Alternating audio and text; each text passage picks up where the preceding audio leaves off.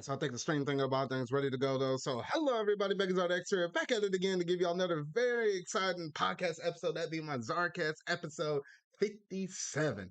Now, I know unfortunately I should have had this episode last week, but I happen to be out of town taking care of some extra stuff and whatnot though. So I'm here now and ready to give y'all about 3 weeks worth of topics. So many that I got to cut a little bit of them though. But since we're in the summertime and we're starting to pick up, with that quote unquote E3 time, which we know E3 doesn't exist, at least not this summer. I highly doubt it's going to exist again, though. But we're starting to get all these companies to come out with their what would have been in like an E3 presentation. So I still will call it E3 season, though. Came right off the heels. The show the PlayStation showcase. So I got some things to talk about already in that as well. And then also we definitely know also that the we also have Summer Games Fest thing. That thing should happen a little later on in the week. I think it's supposed to happen on Thursday.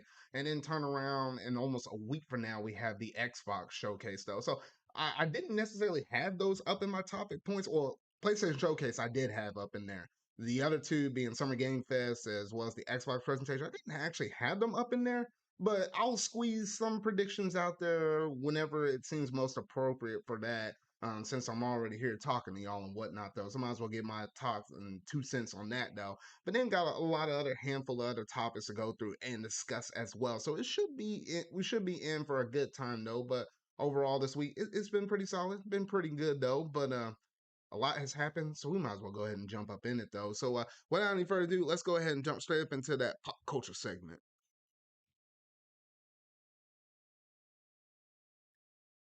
Now I didn't mean to hit that button though, but you know what I got always gotta say, I always gotta keep y'all on your toes. But now let's go ahead and swing on over into it.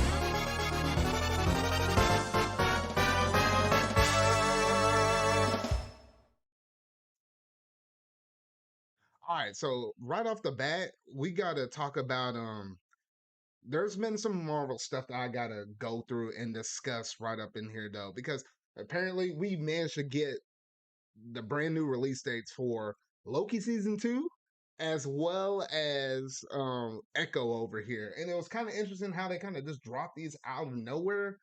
And actually I don't think they actually gave us like a trailer or anything for it though. So it was kind of interesting though, but I think they probably didn't do that because most eyes are kind of pointed towards what was it, Secret Invasion. Like that's currently like where we're at right now in terms of the Disney Plus side of shows of things though. So we have those to look forward to as well though. And the first one on the docket is Loki season 2, which the release date for that will be on October the 6th.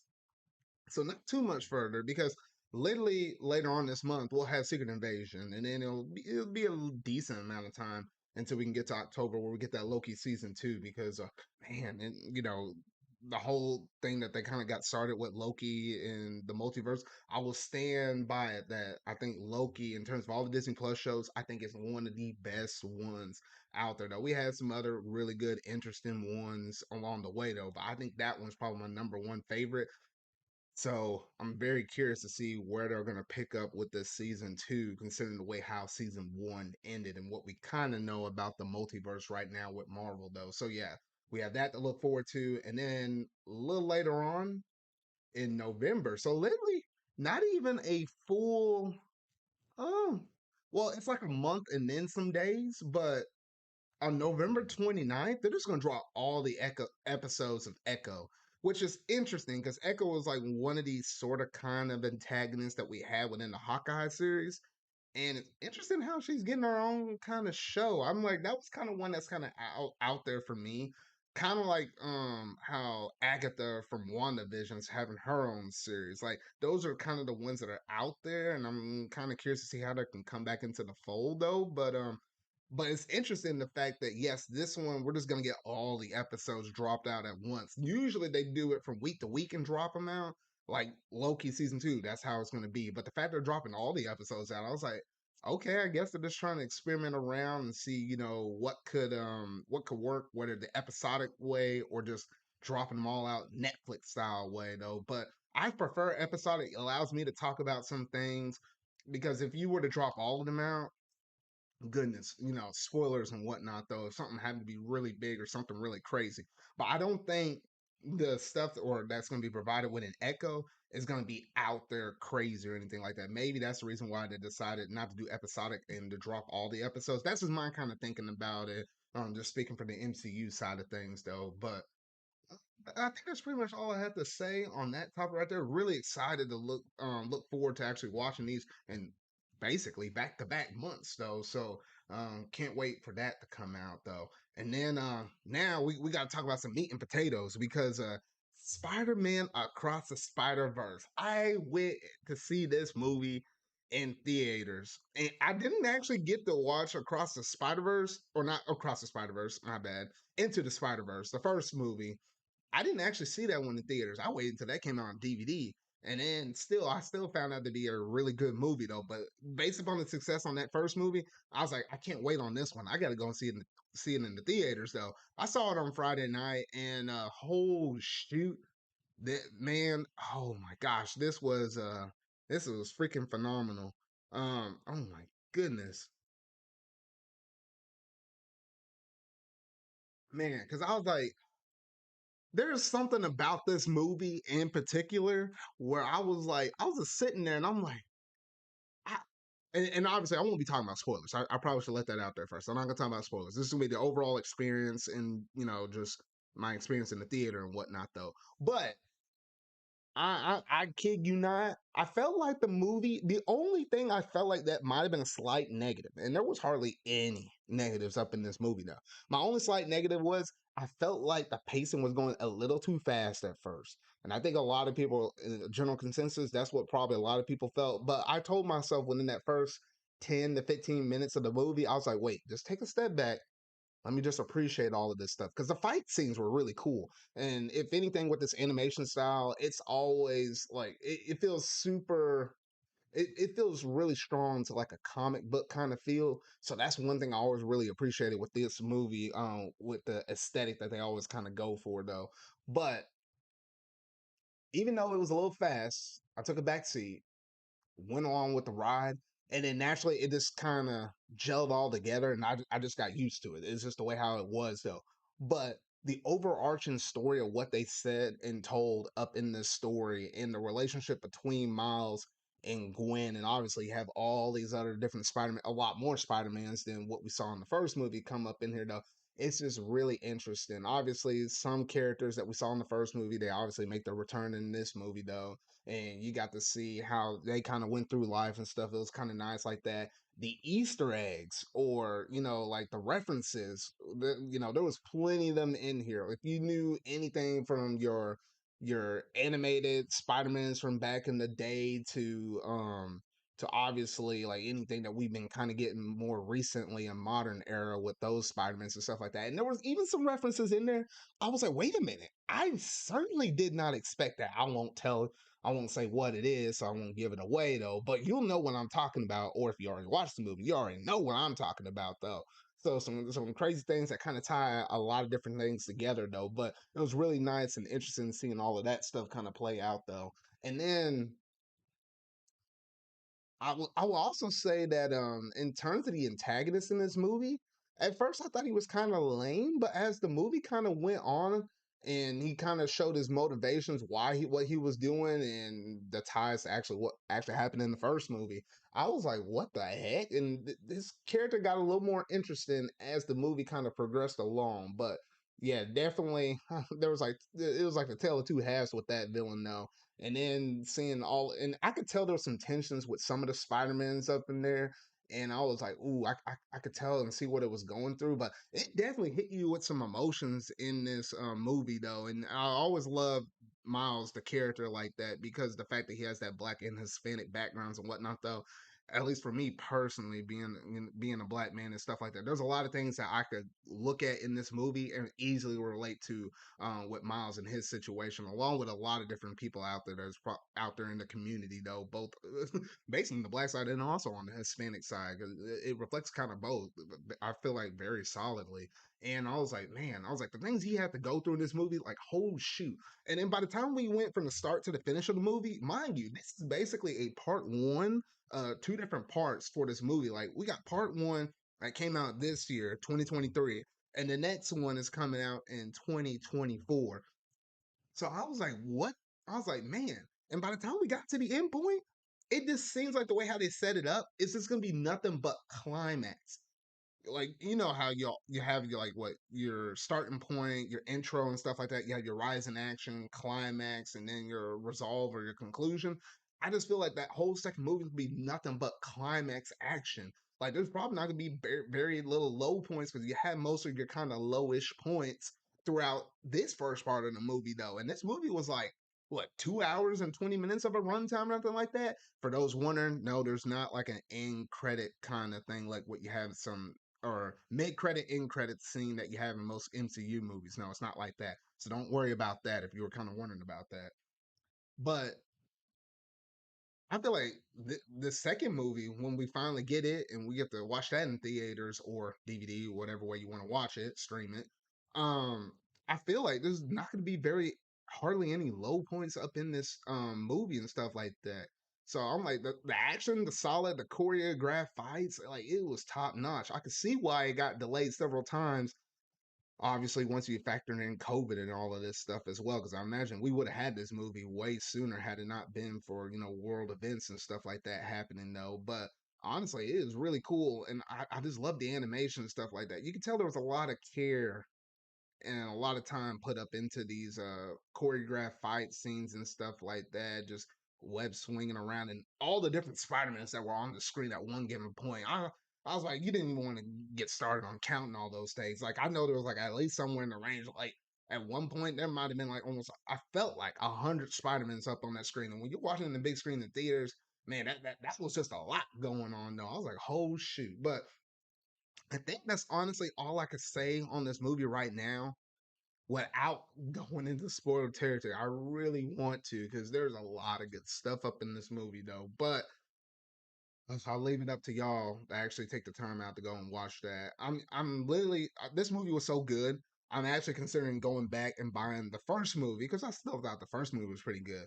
Definitely for sure gonna more than likely pre-order this movie, and then whenever that third one comes out, go ahead and grab that and just jam them all together and send them on my shelf. I don't go around collecting a lot of movies that often because, like, even with, like, you would think I would go around and collecting like a bunch of Marvel movies, like everything from the first Iron Man all the way up to like Endgame or something like that. But since I could watch all those on Disney Plus, with the exception of Spider-Man, but they did drop Spider-Man Homecoming on Disney Plus here recently. But outside of those few oddball Spider-Mans and Incredible Hulk, of course, I can watch most of that stuff on Disney Plus, so I'm pretty content with that though. But with most of the Spider-Man movies, they're not easily streamable or whatnot though.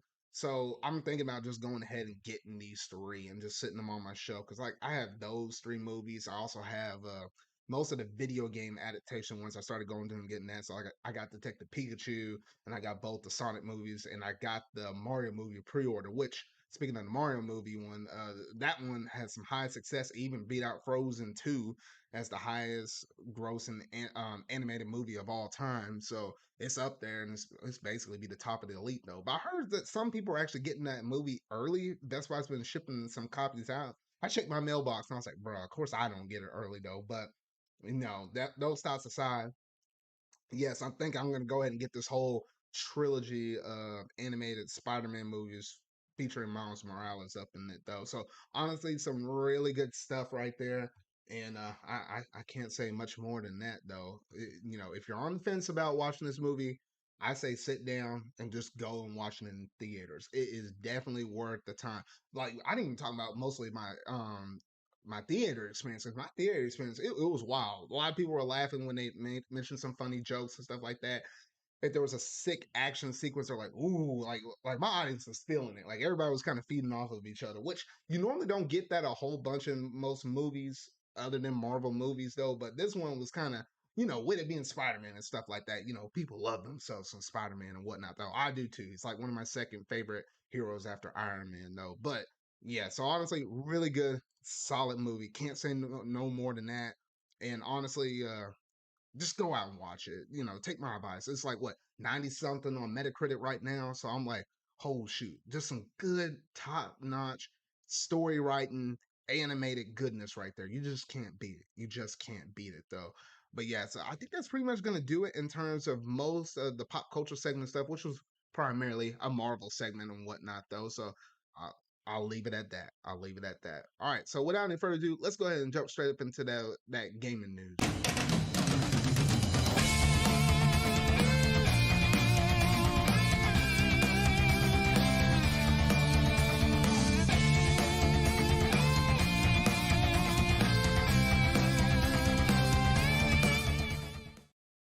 All right, so first up on the docket, we got three new GBA games that actually got announced for the Nintendo Switch Online Plus expansion pack service. Super Mario Advance 1, Super Mario Advance 2, and Super Mario Advance 3. How the heck did they name these back in the day? I completely do not understand. It makes absolutely no sense to me because you go from the first game in the series being Super Mario Brothers 2, the USA version, like Super Mario Brothers 2, baby, that kind of 2. And then you jump over to Super Mario World, and then lastly, Super Mario World 2, which is technically Yoshi's Island. That's a crazy naming scheme right there, but I'm like, whatever though. But it's crazy because technically, like, now you have like what, two different ways of playing Yoshi's Island, two different ways of playing Super Mario World, I believe, and like a billion ways how to play Super Mario 2. So I'm like, oh, okay. So that was nice. The fact they gave us three different games, and if I remember right, I can't remember if on the forecasted list of games, whenever it was scrolling across for the GBA games that we could expect in the nearby future, I don't remember. There might have been one of these that might have been up there, maybe. But I'm pretty sure not all three of these were definitely up in there. So it's interesting how we got all these and they just dropped all out in 1 month. And we didn't get one of the ones I thought we were gonna get based upon that little slideshow presentation thing, though. So yeah, so honestly, some simple news. Good that we got some more GBA games though. But I'm curious what the next Game Boy drops will be, as well as N64 drops, because I'm actually going to be really looking forward to what else N64 they drop out as well. Because I definitely want them to go ahead and drop that Mario Party 3, because that Mario Party 3, it is a really it's a game I really loved and enjoyed back in the day, and I'm ready to beat my friends at some matches up in though. That's like one of the last few N64 games I'm really looking forward to. I mean, please also try to give me myself some Diddy Kong Racing or Donkey Kong 64. I love to have those two as well. Come on, Nintendo, it's about time to give them up though. But yeah, so honestly, that's pretty much it on that. Pretty simple news. Let's go ahead and roll over to the next thing. All right, so next up we got Pokemon Scarlet and Pokemon Violet. They finally got support added with Pokemon Home. Now, this story is a little bit weird considering the fact that with Pokemon Home, mind you, I think it was on the YouTube side of things, like they made a post and they made something on Twitter saying how, hey, Pokemon Home is gonna come out by day X. Later on, shortly after that, they retracted that statement and saying, you know what, it's coming out soon, don't worry. And I'm like, and they basically from the time that they made the messed up date versus the actual date when it actually did drop, it was about a 1 week difference. And I was like, what the heck are y'all actually doing over here? Like, I honestly don't understand this at all. I don't know. Pokemon Company is kind of weird. And the fact that this took 6 months after the launch of Scarlet and Violet to drop before they integrated Pokemon Home, I'm like, what the heck? Obviously, it doesn't make sense for you to do it on day one because otherwise people just import their Pokemon, just blast through the game. I understand that. But usually with some of the past games, I think that was like what Brilliant Diamond, Shining Pearl, Legends Arceus, as well as like Sword and Shield, it's been roughly about 3 months. But why did it have to take a whole 6 months? I don't know. Maybe it's because the fact that you're able to actually, when you drop these Pokemon from Scarlet and Violet into Home, if the Pokemon is compatible with some of the past generation Pokedexes in some of the previous gens, you can actually take I'm just making up a Pikachu. There we go. You can take a Pikachu that you caught in Scarlet and Violet, dropping it into a Generation 8 game like Sword and Shield.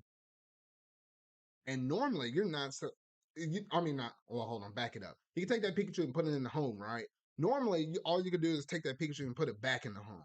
But you can actually put it in the home, drop it down to a previous generation with like Sword and Shield, move it over to Billion Diamond Shining Pearl, move it over to something like Legends Arceus, put it back in the home, and then put it back in the Scarlet and Violet. So yes, as long as the Pokemon actually exist within those games, you can freely move a Pokemon from Generation 8 to Generation 9, which we hadn't had that actually in the serious past. What like Pokemon Bank. Like once you put something in from like Gen 7 back in the day with like Sun and Moon into Bank, or should I say actually X and Y into Bank, and then moved them up to Sword and moved them up in the Sun and Moon, put it back in the bank. You could not put them back in the X and Y. It was like most of the stuff transferred upward, but you can never move anything downward. But in this game, or with Pokemon Home, you can actually have connectivity all the way across. I guess so that way it's not confusing for most people though.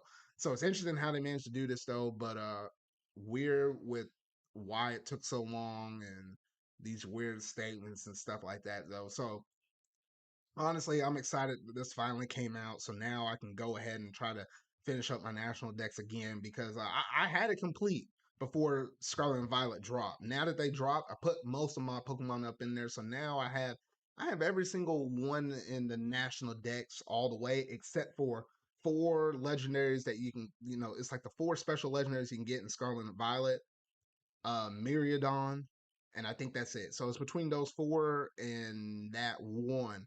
I think are the only ones I'm actually. Oh, and then I'm also missing what is it, Iron Leaves that they did from that one raid event. I'm like, what the heck? So technically, I'm missing six. But once I get four of them are easily attainable, one and the other two I think I might have to trade or something like that though. So yeah, so honestly, really nice stuff. And I gotta put a little bit more time up in it though. And then obviously I think the next thing Pokemon thing we'll get is once the DLC drops in fall and then winter respectively though. So that's it for that little bit of short news. So we'll keep this train going. All right. This next one honestly is really messing me up. Like, why the heck? What did they do this thing? Yes, I'm talking about Pac-Man 99 will be officially shutting down here fairly soon. And I'm like, why on earth is this actually a thing? It's actually gonna be shutting down in the month of October. And I'm like, oh man, you gotta be kidding me. Like Tetris 99 was announced way before Pac-Man 99, and it's still running solid. It still has all that good support and whatnot, though. I'm like, you got to be kidding me, because like Tetris 99, I don't think y'all put any money up in there. Pac-Man 99, I actually did because there was like some themes you can get, like a Galaga theme and a Dig Dug theme and a whole bunch of other stuff from Bandai and whatnot, though. So I actually put some money up in there to actually play some of the extra modes and stuff like that. But the fact they're getting rid of it, I'm like, okay. I don't know if it's something with their licensing or they didn't see like the actual results, like the good results like they got from Tetris 99, but I don't know. I just felt like they should have just kept this mess going. I don't know. It's just a little weird though.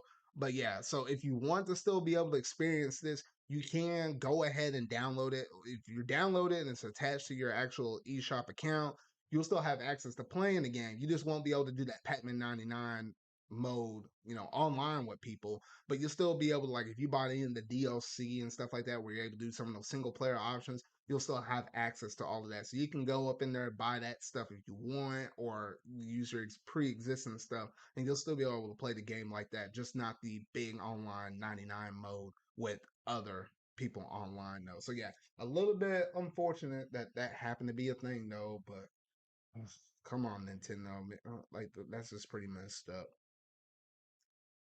All right, so let's talk about something a little more exciting because, yes, we did manage to get the brand new season for Splatoon 3 right now.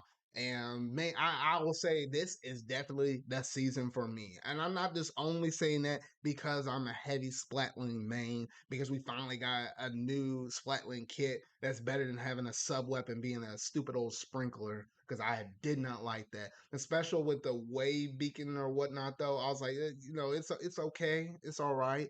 But this new kit where I get the point sensor, so I can let not only myself but the whole entire team know where they're at, as well as the Kraken. I got a lot more options to work with, so I really don't have any need to actually look back at that previous heavy splatling at this point, though. This is just objectively better, though. But yeah, we had a whole new slew of weapons and stuff like that, including brand new branches of weapons within certain classes. Like we have a brand new type of blaster and a brand new type of brush. So the blaster side of things, we got the S Blast, which is kind of interesting because with this S Blast, you can either stand on the ground, shoot, and it does like a long blast, You have to be a little more precise with it. Or when you jump up in the air, it does like this. It does like a shot that's equivalent to like the Luna Blaster or whatnot, though. High impact, but obviously shorter range. So you got that new type of weapon. Then on the other side, you got paintbrush. With the paintbrush, it's literally like the octo brush, but it has the range of an actual splatter shot. The only downside, which I guess you got to make them a little bit different in the comparison to why you want to choose an ink brush or an octobrush or a paintbrush is the wind up on it. You have to swing that thing back just a little bit and then you can get it going. But the ink efficiency on that weapon does suck a little bit though, but I still kind of like it. Out of the two different new weapons, I definitely prefer the paintbrush. And depending on what type of kits that they can also give it, I mean, it could get even better here in the future because right now the sub kit on it, I think, is Curling Bomb, and then the special on it is the Wave Beacon thing. So I was like, oh, okay. It's okay. It's definitely better than the S Blast. I feel like the S Blast I got to put more work up into and whatnot, though. They did a lot of different quality of life stuff within the game, such as finally you can actually be with a match of people in Anarchy Open, right?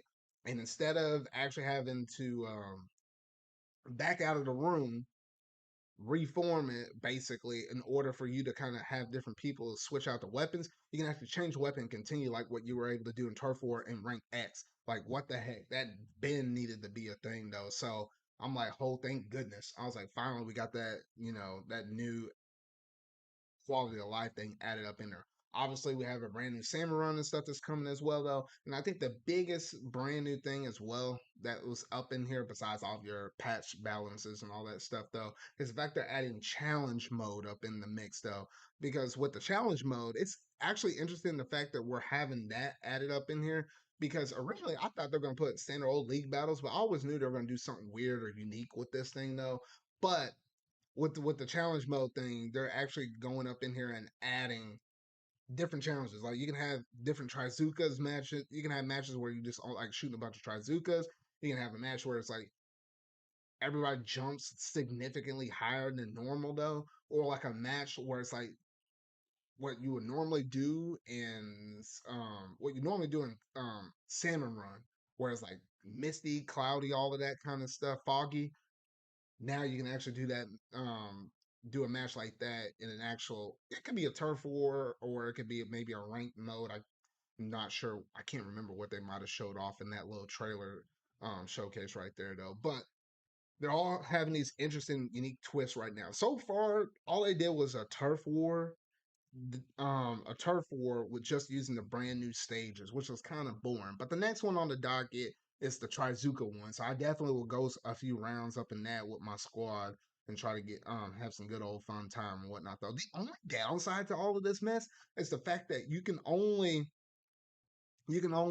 play these things for 2 hour window frames, 3 sessions that are 2 hour window blocks. I think that's the thing that everybody's been going online and saying, why the heck is this even a thing? Because like do it like how it is in Salmon Run, where literally you have like a certain stage set for like 20, I mean, not 20, 48 hours or 72 hours. If they literally ran it just like that, I think that would be solid in and of itself. And that way, I don't think a lot of people will complain. That way, you can put in all these different challenges constantly, so it can keep constantly bring you back into the game. Because I know that's what they're going for, and I think they're trying to condense everybody down into these 2 hour blocks, kind of like how they condensed everybody down in Splatoon 2 when in Salmon Run when they had it running for limited times. But hopefully they hear about that feed fan back, that fan back.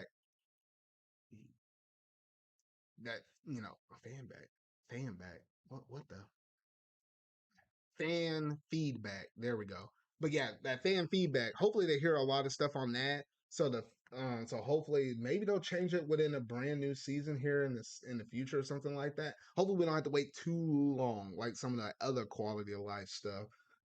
So that way we can kind of get it implemented into the game here fairly quickly though. But outside of that, the core basis of it with the different challenges, I think it's really fun addition and I think it's pretty nice though. So yeah, there's also a lot of other little stuff up in there though, but I won't get into the nitty gritty of all the different stuff that's up in the Splatoon update though. But rest assured, this is the season. I love the brand new stage that they got up in there. I think it's a lot of fun. Humpback Punt Track being back up in it though, I'm like, oh man, that was like one of my favorite stages from Splatoon 2.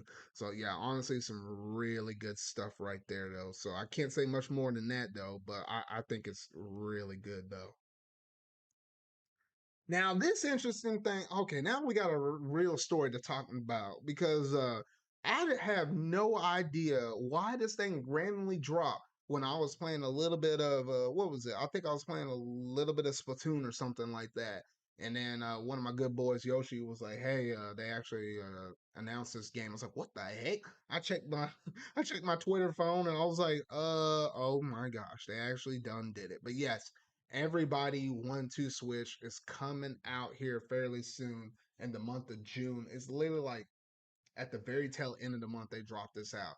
Now, if you know anything about this game or in while it was in the rumor mill or something like that, I'll break it down right here for you though, because apparently this game was rumored basically a sequel to 1-2 Switch, and apparently from the test feeding or the test back or I don't know what's going on with my words. According to the according to the feedback that they got from their testers or whatnot, though, all of them basically said it sucked. It wasn't any good. It wasn't, I don't know why you dropped this. It will either hurt the brand or something like that. Unanimously, it sounded like it was a bad game. That's what the word was on the street from all the testing and stuff. Whoever reported this got the name right. It was literally called Everybody 1-2 Switch. And the fact that you can use Joycons as well as also use your smart devices as well, they call all of that too. So according to that one source, almost everything that they said about this game has been right thus far, though.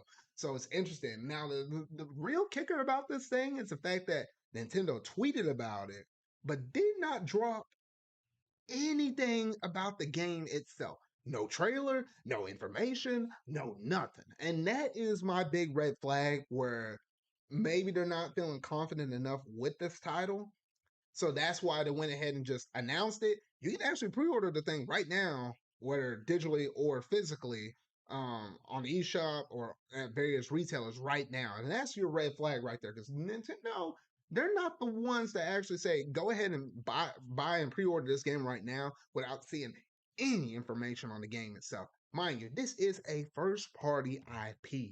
So hearing and seeing all of that right there, that's just a bunch of red flags. I can't recall Nintendo ever dropping a game like that out and not actually showcasing something.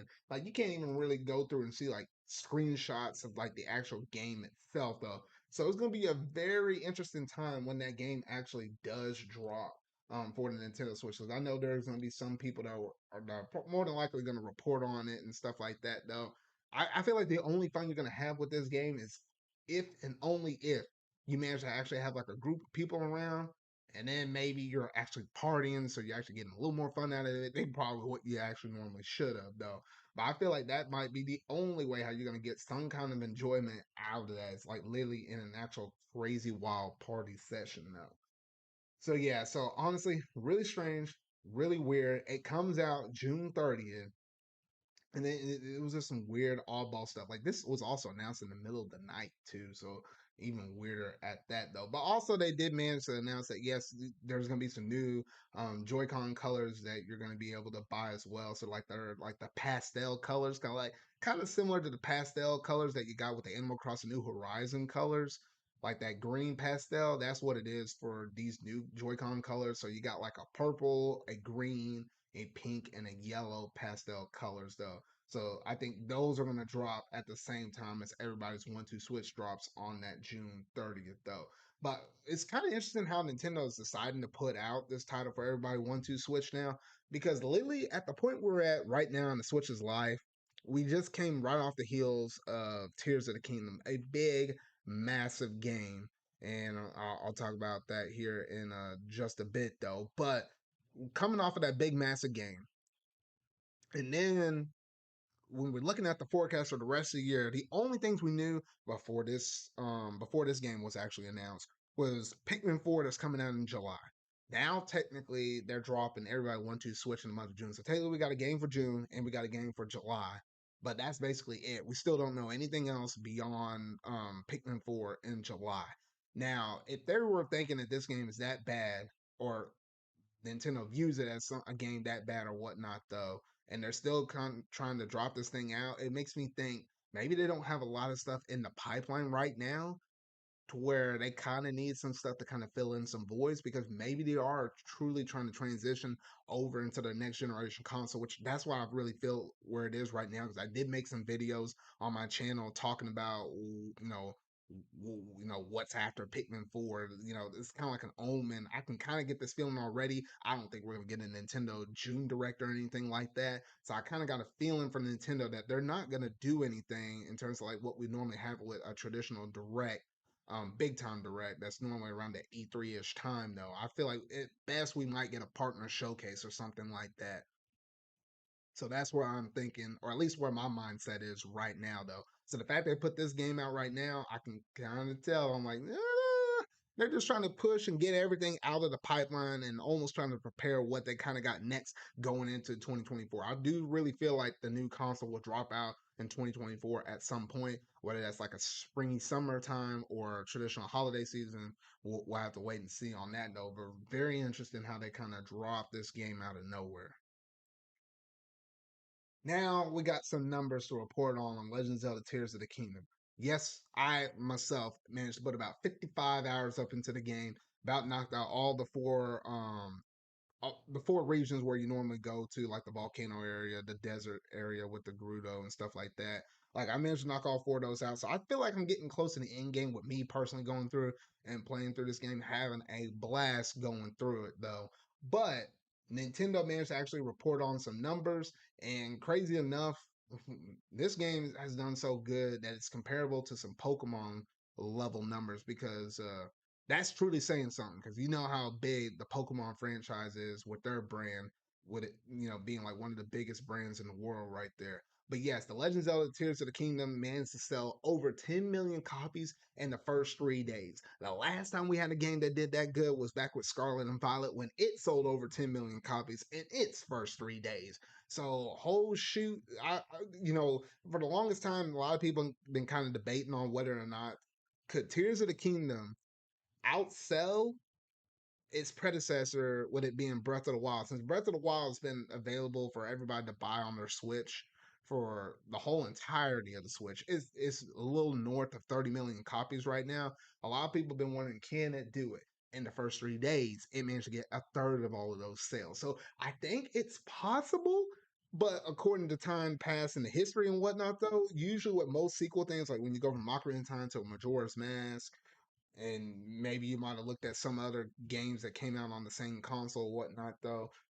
When you look at the past, when you compare the predecessor versus the sequel in the Legend of Zelda history, usually the sequel always sells a little bit less than what the predecessor did. So it's going to be close. I think it's for sure it's going to be somewhere in the range of the 20 million. I'm if I were to make a guess, I think this is going to sell about 25 to 26 million copies.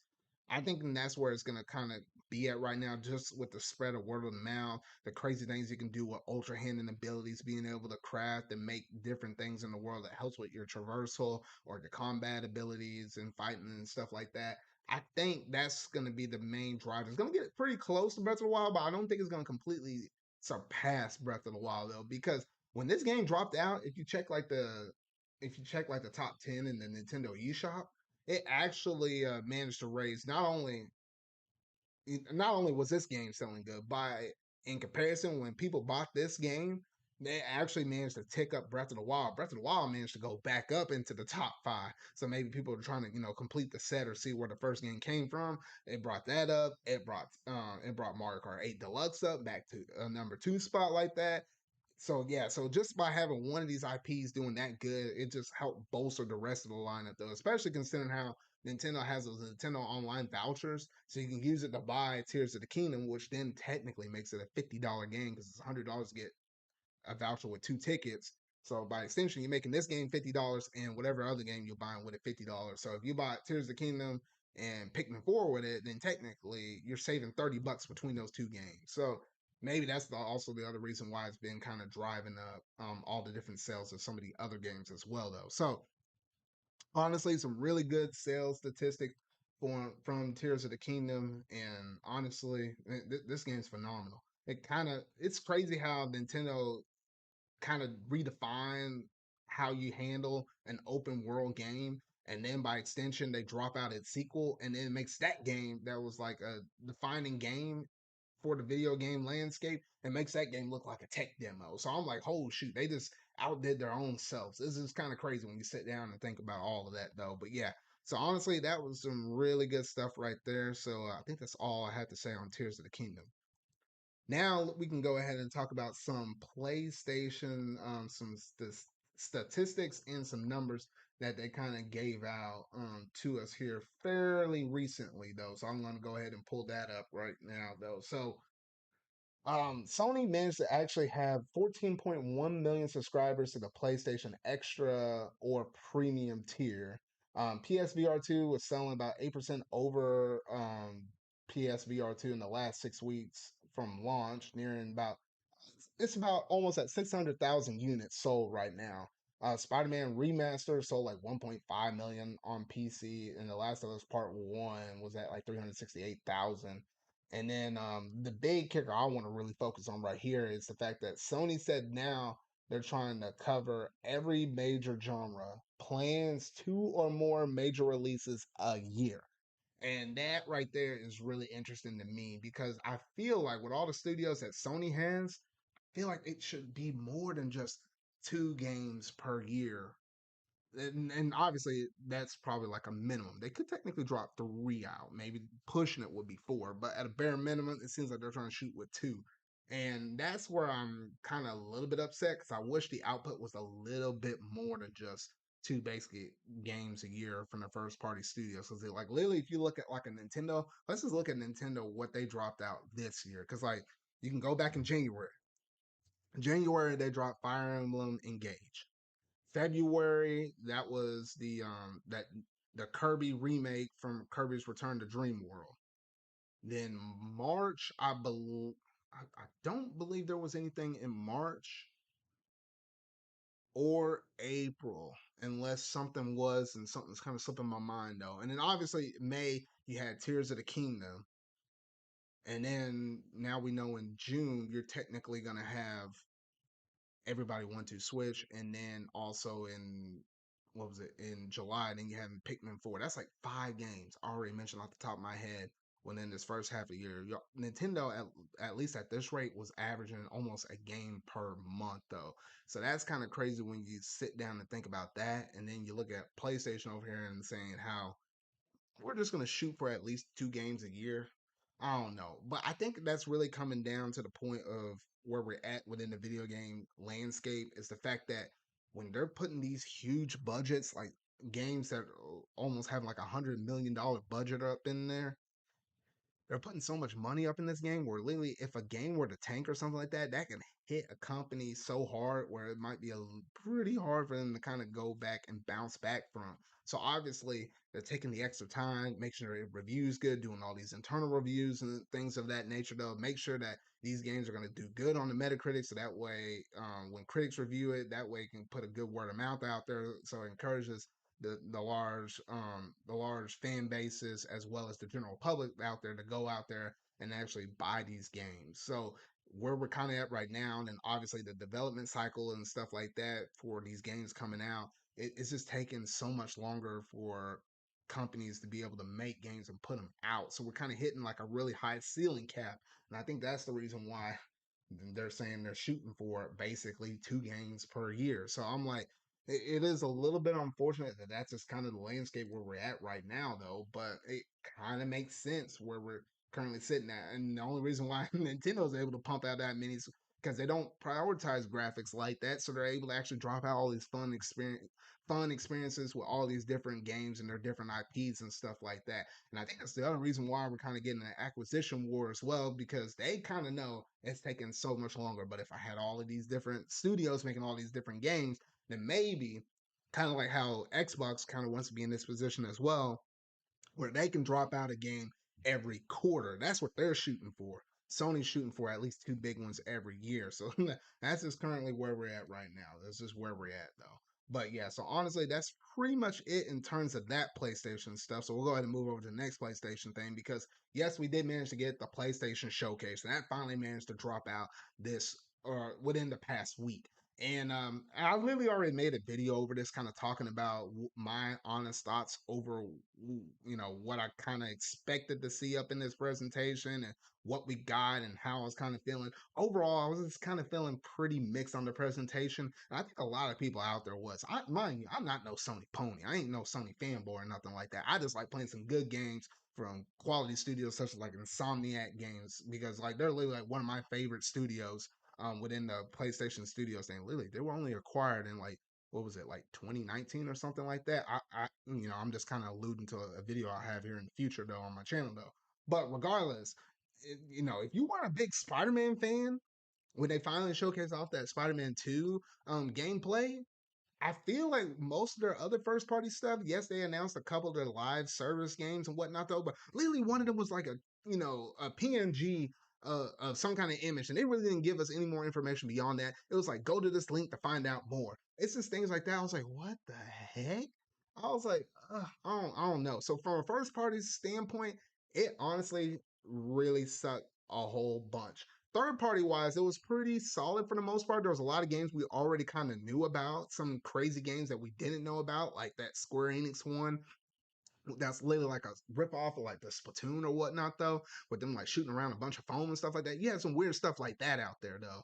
And then obviously you had the main big thing that I thought was also really holding up the showcase a lot, with it being Metal Gear Solid Delta. I was like, now that right there, I was hyped for that. That was always rumored for the longest time. I'm glad that's finally coming out. We're also getting some of the classic games. They're actually dropping out as well a little later on in the fall. So you're actually able to go through and play through all of those different other Metal Gear Solid games. So stuff like that, I'm really excited for. I really like that though. Obviously, you got some more looks at some other games. Like I'll just randomly list off a few that I actually mentioned over there in that video though. But like what they mentioned about Phantom Blade made by S Game. That was a game I really like. Phone Stars with that Square Enix want to mention. They showed Final Fantasy 16 off like once again. I thought they were gonna announce a demo up in that thing, but apparently not. Maybe we'll get that at the Summer Game Fest. Like I think that will be the point where they'll probably would announce that. I already mentioned about the Metal Gear Solid stuff. They showed a brand new Assassin's Creed, Mirage, Grand Blue Fantasy Relink, which a lot of these games, when they were talking about it, they didn't give like a day and date release. It's kind of like those window frames of like a fall or winter still, like with Grand Blue Fantasy, that's winter. Man, I really want to play that game. That game looks really nice though, but I'm still disappointed. There's not a day and date for that one yet. Street Fighter 6, they showed it one more time. Obviously, the game's out right now. And then they showed Dragon's Dogma 2.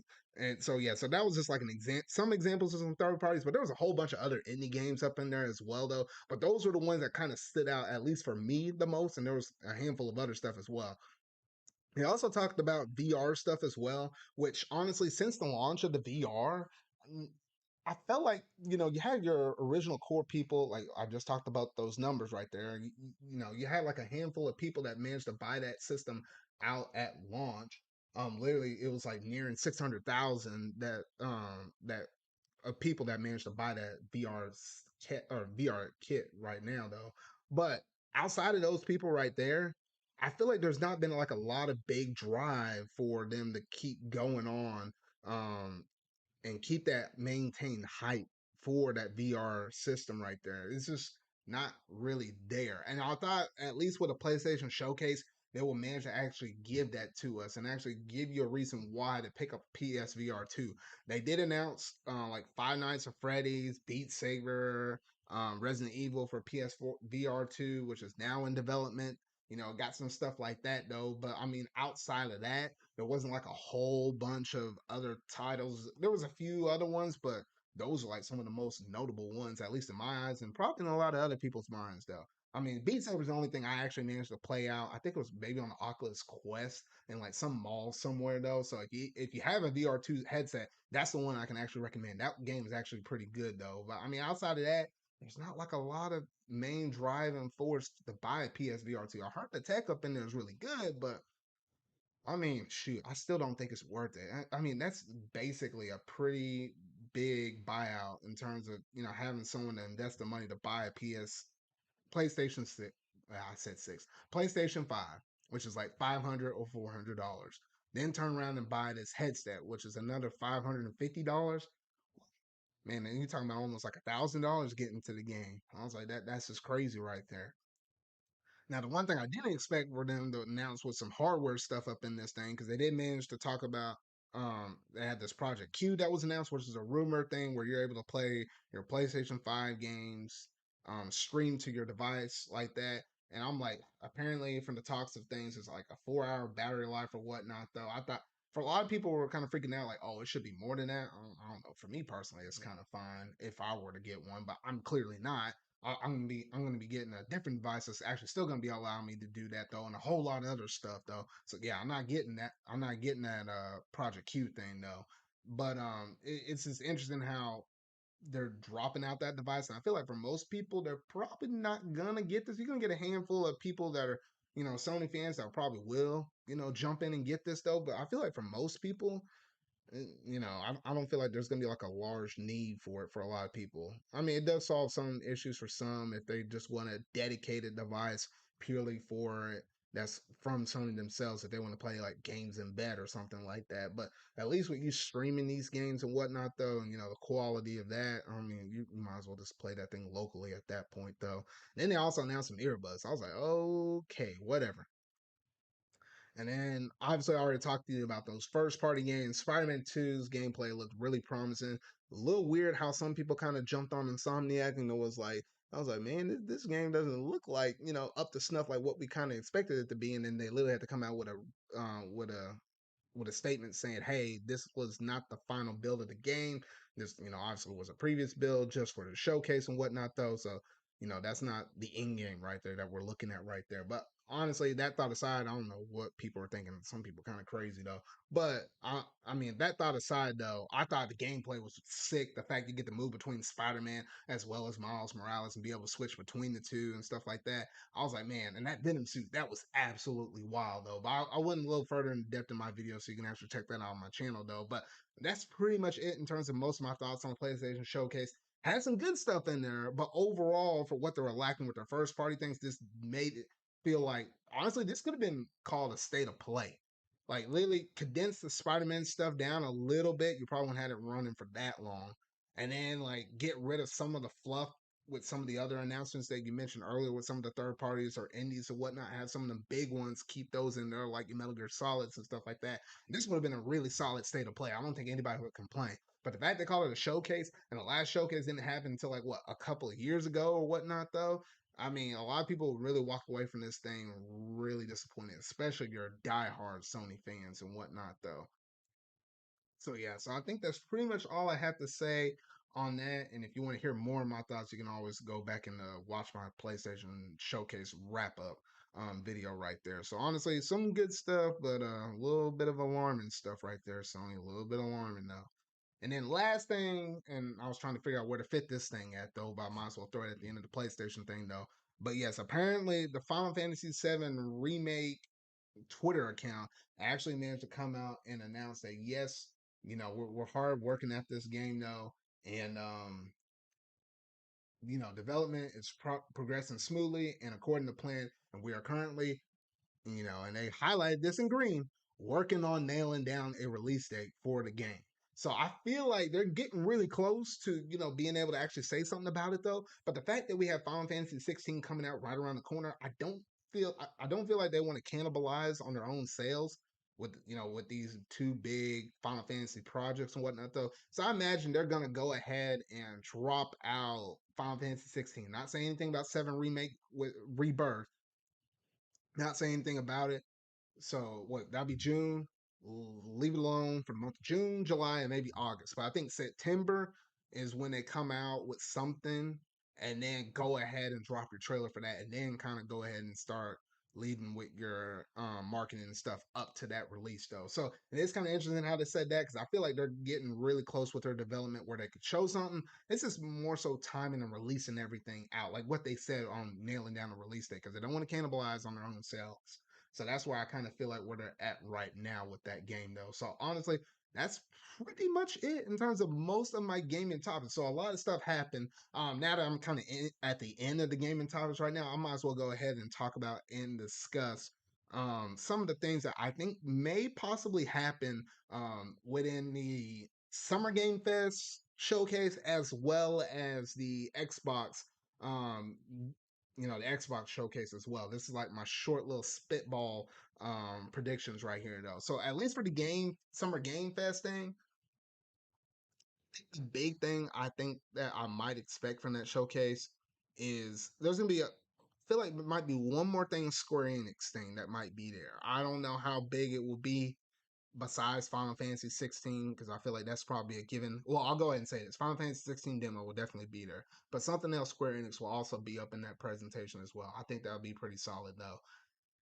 From the Sega side, particularly on the Atlas side, I'll go ahead and say that they're gonna go ahead and reveal the Persona 3 remake. I feel like that's gonna be probably announced at that showcase. I feel like if they were gonna do it, they're gonna probably do that. But then there's also a thing where there was like a domain thing for Persona 5T, and I'm like, what the heck is that though? But obviously, with those domain names, similar stuff happened with Persona 5 Royal, Strikers, and stuff like that. So I'm like, okay, whatever that 5T is, I think that's also gonna be there. So I don't know.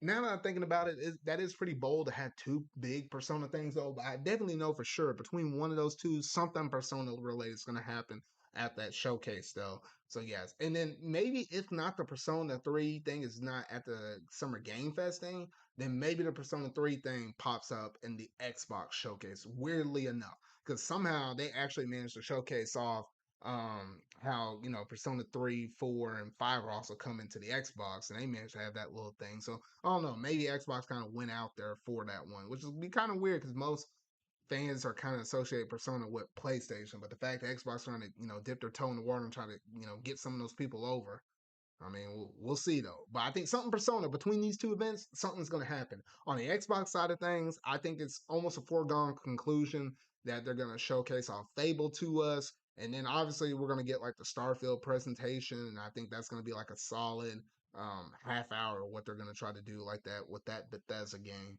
So I think, those are a couple good things. I feel like they might announce one more first party Xbox game besides Fable. So you'll have Fable, and you'll have one other Xbox game that they'll also showcase off, and they have that there. And then obviously you're gonna have a whole bunch of stuff added in the Game Pass and stuff like that, though.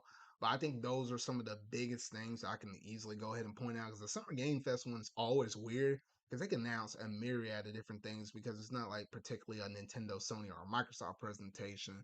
It's kind of like a mix of all three. It's kind of like a miniature, I would say a super miniature version of the Game Awards that we have at the end of the year in December, though. So I'm like, okay. So I think between most of that stuff, that's what I'm going to go ahead and predict right now. While I still have y'all here, because I think this is technically, it might be the last, or definitely for sure, it will be the last time I have this podcast here live to y'all before we have any of these other presentations with the Summer Game Fest as well as the Xbox Showcase, Devolver Digital stuff, and anything else that happens to pop up in the month of June. This is the last time I could talk to y'all on the front end of it, though. I will try to cover most of these showcases off the best way I possibly can because I actually will be going out here on vacation here in about 2 weeks or so. So, I'll try to get a couple of videos out there, though. The timing of some things and some of the other videos I got scheduled out there and whatnot, though, it might seem a little weird. You might be thinking, where are my thoughts on this, though? But probably at the end of June, if there's anything I missed, there'll probably be a dedicated video for that. So I just wanted to let y'all know on that. And so you actually heard it here of why I might not be talking about it, though. But I sure enough probably will tweet or leave a message on my YouTube feeds, in that subscription feed box or whatnot, though, if anything big happens. And I might say what I got to say on that, though. But yeah, so that's all my piece on it though, because I know we're picking up in the month of June, so things are gonna get a little crazy with announcements and stuff like that. But it's always a good time. It's like one of my most favorite times of the year outside of like just traditional holiday season and whatnot though. So yeah, I think that's pretty much it in terms of all of that though. So now we're gonna go ahead and jump over into the next segment, that being so about that show.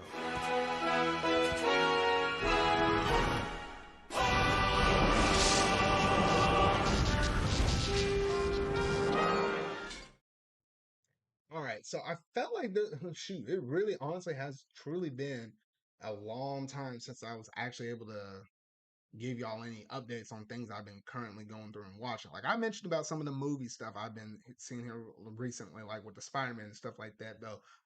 But honestly, I felt like it's been a while since I actually talked about the anime side of things. So I know I talked about a handful of animes that I've been going through and watching, and I said I was probably going to come back and talk about them though, and then obviously I never quite did, at least not just yet though.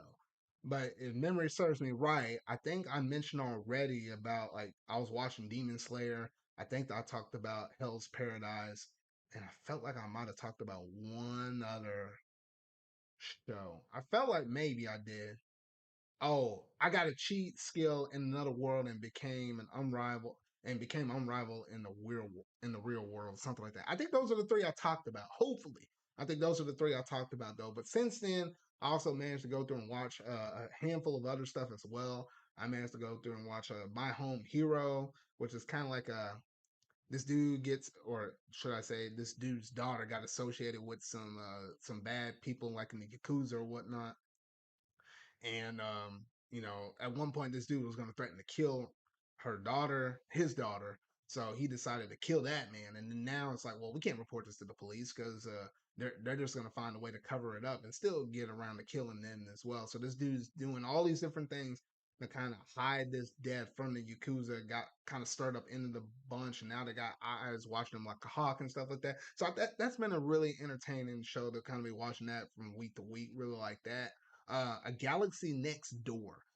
That one right there is it's a romance anime. I really think it's like one of the only couple of animes I'm watching that's like romancy related, where it's like literally like it's this woman that's like from a whole nother universe or from a whole nother galaxy, I guess you can say though.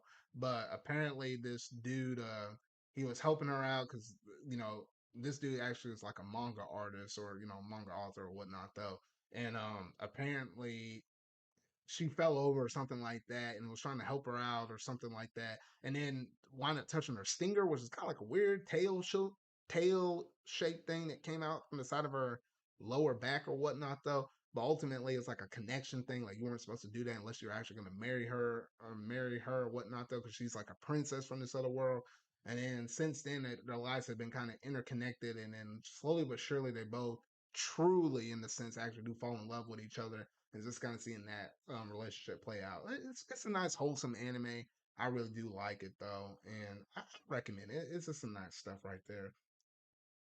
Another one I was watching was Tony Kawa Over the Moon, which is literally like the season 2 of the season 2 of this series though, and literally it's about these two newlywed. I would say newlyweds. Like they're not that far along in their married life though. But literally, these are two students that literally would be like in high school right now. Like that's how young they are though. But it's just a nice little wholesome thing between the two of them. So it's just really enjoyable to go through and watch all of those episodes. And then also I've been watching. I can't remember if I actually mentioned this one or not, but Doctor Stone season 3, that one's been really solid as well. And literally, like they're on a boat trying to go out and try to explore the world, trying to find the phenomenon behind those green waves that actually turned everybody into stone. So that season has been really nice. I feel like it's better than season 2. It was season 2 was also well, yeah, I feel like it's definitely better than season 2. Given what happened up in that series though, and then a couple other ones I was watching, but I probably won't get into the details on those. My love story with Yamana Kun at level 999. That was another romance one I was watching. And then the legendary hero is dead. So that's basically all the different anime I was going through and watching this season. So it's about 4, 7, 8, about 9 different shows. There were a few other shows I was watching, but I actually managed to drop them over time. So I don't think I actually managed to mention them quite yet, or at least I don't think I did, if memory serves me right, though. But yeah, so that's currently where I'm at within most of my manga stuff, or not manga, my anime stuff as of late right now, though. So honestly, some really good stuff right there. But y'all gotta let me know. And I always mention this every single time. If you happen to be somebody who wants to actually recommend something to me in terms of like any kind of anime that's any kind of anime that you want me to watch, whether it's something on Crunchyroll or something off of, it could be Netflix or it could be, anything else or Disney Plus or anything. It could be anime related. It could be anything from a show or a movie. As long as I have some kind of option to be able to watch it, whichever leaves like the first comment on the YouTube side of things on this podcast, I actually will watch at least one episode and come back and review it the next week. So I always leave that out there for people to know though. So yeah, so honestly, that's basically it in terms of most of the stuff I've been watching. So now we're gonna go ahead and jump over into my very last topic for tonight, that being what you've been playing.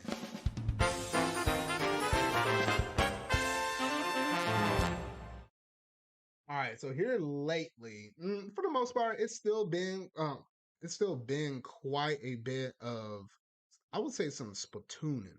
I've still been doing a good amount of Splatooning here as of late, though, and well, shoot, I don't even know what happened at my actual screen though. Oh, hold up here. Oh, hey, There, Zard. there we go.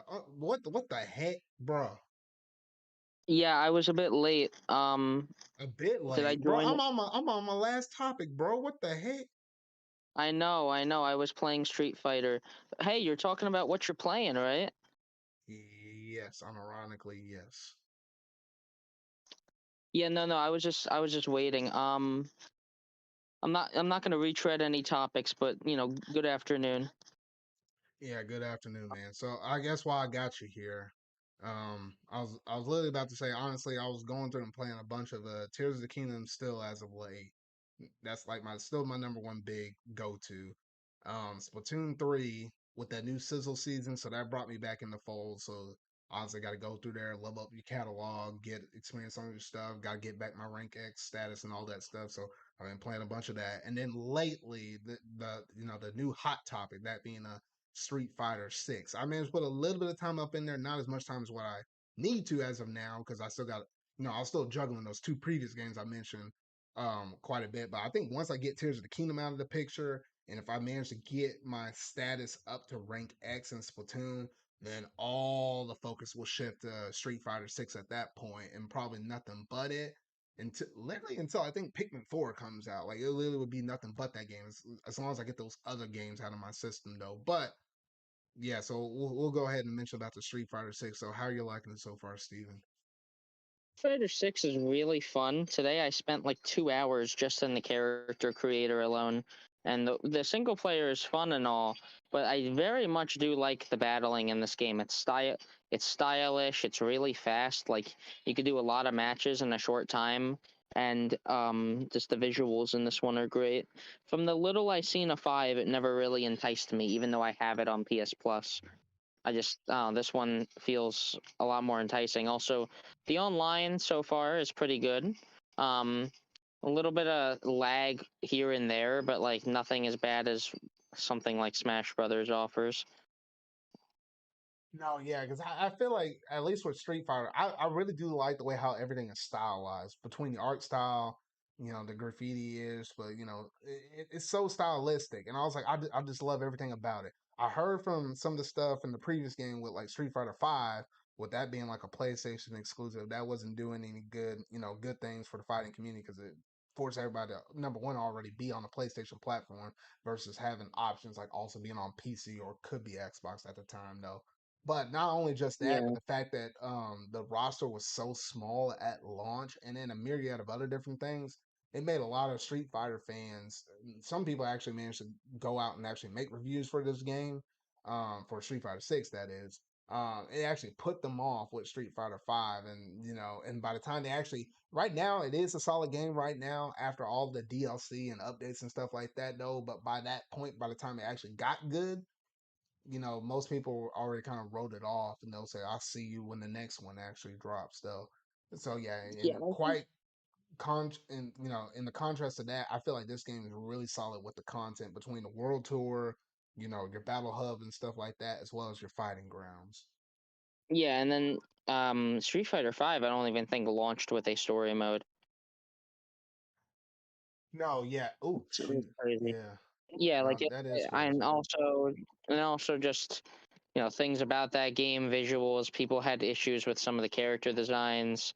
And if this game gets the support that that game got, multiple season passes and all that, they've already like said what will be coming in the near future.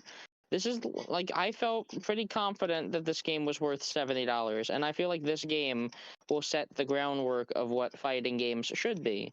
Just a smaller, focused roster. What's this? Only 18 characters, right?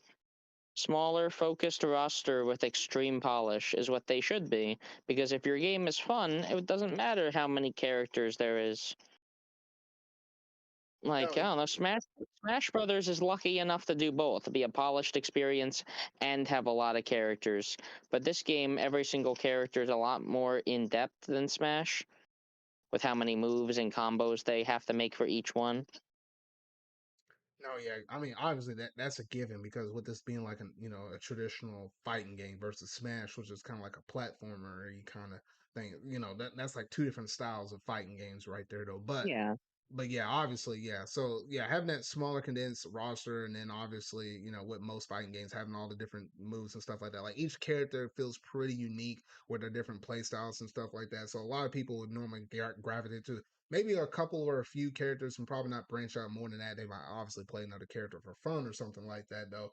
But yeah, it's really cool. I heard a lot of good things about the single player thing with the world tour, and that's where I'm probably gonna be diving. At least with me getting into Street Fighter 6, because I played Street Fighter in the past. I play predominantly it's been mostly Street Fighter 2.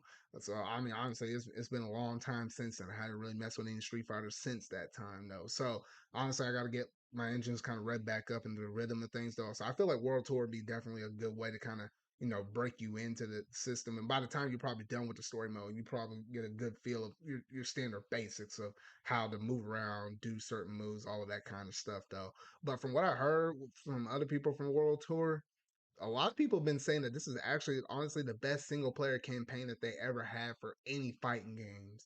And it was kind of interesting hearing that from a few different people, because I know some people will point at Mortal Kombat's story, or some people might point towards Tekken's story, because I heard there's some good stories with both of those other fighting games as well though. So it's kind of interesting how they managed to actually point this out, because there's like a lot of RPG elements up in there as well, and just a lot of Yeah. good stuff up in there.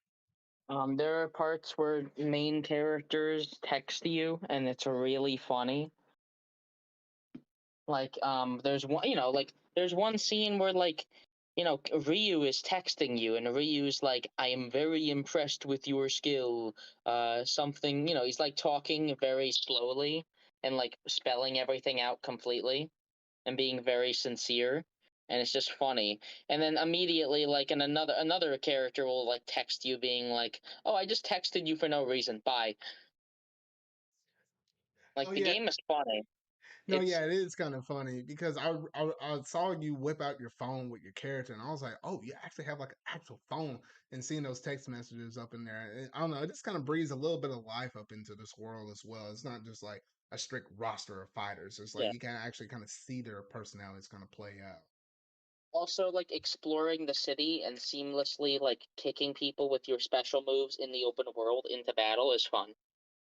No, I If saw I you, if saw you one crazy one was like it was like a dude, or I guess technically maybe this character had like person had an avatar that was a woman or whatnot though. But this person went up, walked up to like what looked like a grandma or whatnot though, picked them up, spin them around, and then dropped them on the ground head first. I was like, what the yeah, heck? like it's just wacky. You can all these people that you're beating the shit out of is just really funny.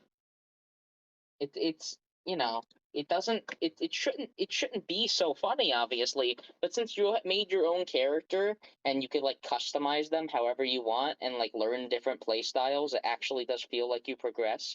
Like, this feels like this is a lot better than something like Smash Bros. World of Light, where World of Light you unlock more characters and that's fun and all, but in this one you actually gain more stuff for your character. It feels a lot more personal and like an actual journey of getting stronger.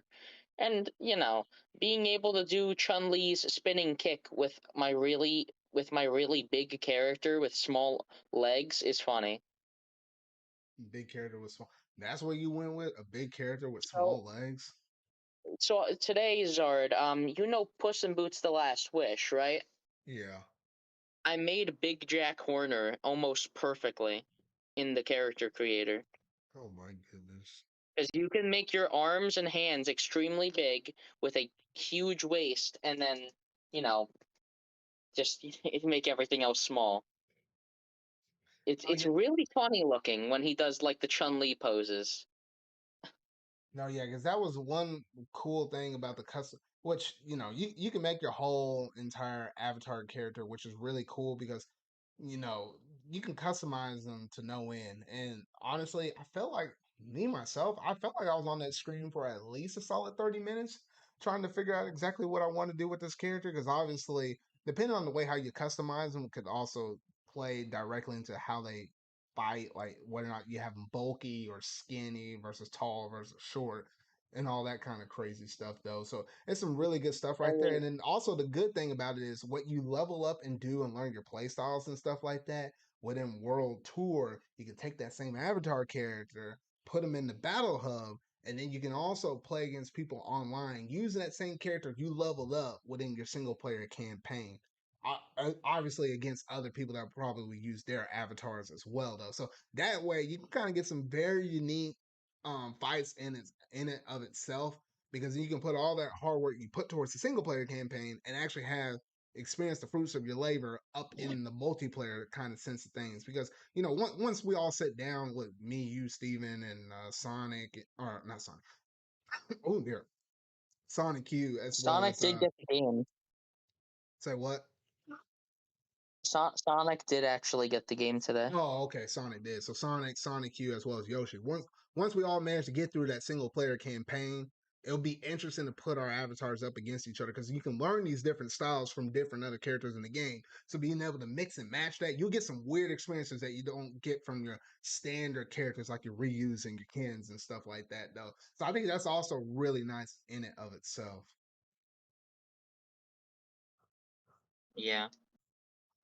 And I think the other thing I guess I could also mention is, even though I hadn't really dabbled with it, I heard people dabble with it as well, though. But you can also play classic Street Fighter games as well, in the Battle Hub as well. And the interesting thing with those is they actually rotate those games in and out. So you can play like classic Street Fighter 2 within Street Fighter 6 and play a lot of different other Capcom fighting games that are also in there. You just go up to like one of those retro consoles and do stuff like that. They have that stuff on the rotation. So it's interesting that you're also able to do that kind of stuff as well within this game as well. I don't know if you I doubt you dabbled with Wait, that yet. wait. You can wait. They rotate because yeah, when I went there yesterday and there was like Street Fighter 2 and Final Fight and stuff. No, yeah, those games rotate around. Yeah, so depending on what That's day you're fun. in there, yeah. At least I couldn't see it. Can you play them online with people? Because Oh I yeah, you couldn't can. find You that. can. You can play like Street Fighter 2 with other people. Where did you find that option? Uh, it'll take a while to explain it though. It's somewhere out there. I'm pretty sure you can play it Okay. online. I'm pretty sure you No, can, because I remember No, them saying I'll that. trust Yeah. you on that. I'll trust you on that because no, it's cool. I do like it. It's and the hub is just like a nice place to hang out. It's nice and calm with the music. No, yeah, and it Um, is, and they also showcase off like people how well they've been doing, like top ranked players 1, 2, and 3. They also advertise you can go and do the single player campaign and stuff like that, and you can yeah. buy stuff at for your avatars and stuff like that. So yeah, there's a lot of stuff you can do up in the hub. Yeah, no, it's gonna be very interesting. I'm glad this game released fully featured.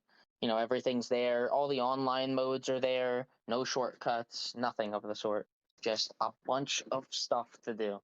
And, like it's gonna distract you for a while. And, all of that and you could still play the game like offline and experience it completely offline and still get your $60 worth probably.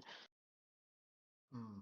And also, I don't know. Apparently, the rumor says they might be adding like a battle pass, and I'm like, please don't do that. I mean, they already got a little bit of microtransactions already baked up in Yeah, there, but it's low key, optional. but it's optional, thankfully. But I don't know.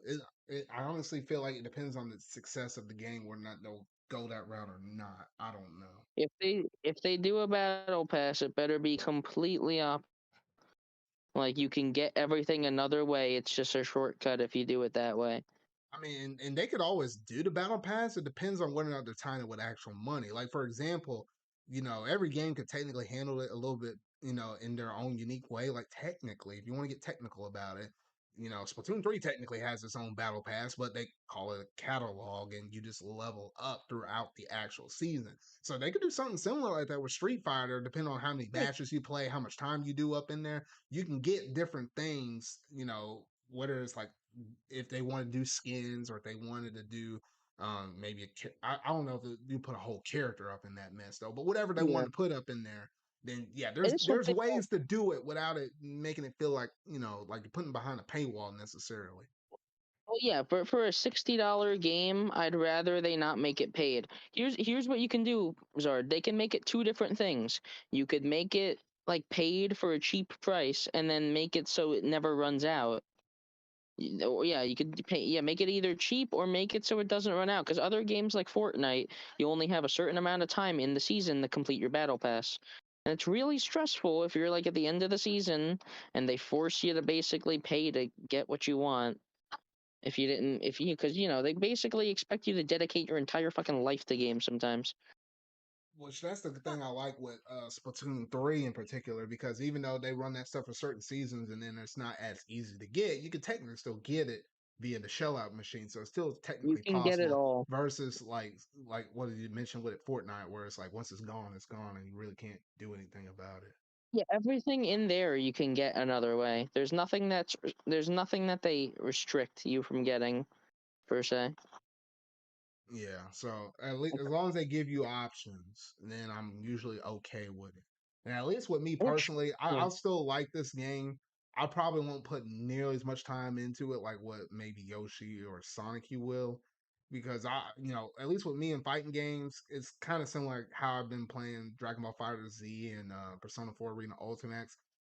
I usually like to play it while playing with other friends, even if I get my butt kicked or whatnot, though, while also kicking other people's butts at the same time. No, I usually just like it for the interaction with usually playing with my friends or whatnot, though. And then obviously, if none of them really playing, and I yeah. find less incentive to go back and play it, or at least a whole bunch, should I say. Hey, But with but this one having a really good, intriguing single player campaign, I'll at least try to finish that before then. that's I'm like, all you okay, need. then I'll just do the online stuff. But yeah.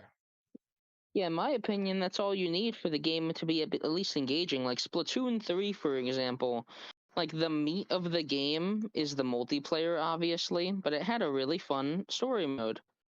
So like even if the online was like kind of bad or anything of the sort, I like when these multiplayer games still have single player content for you to go back to once the game is shut down.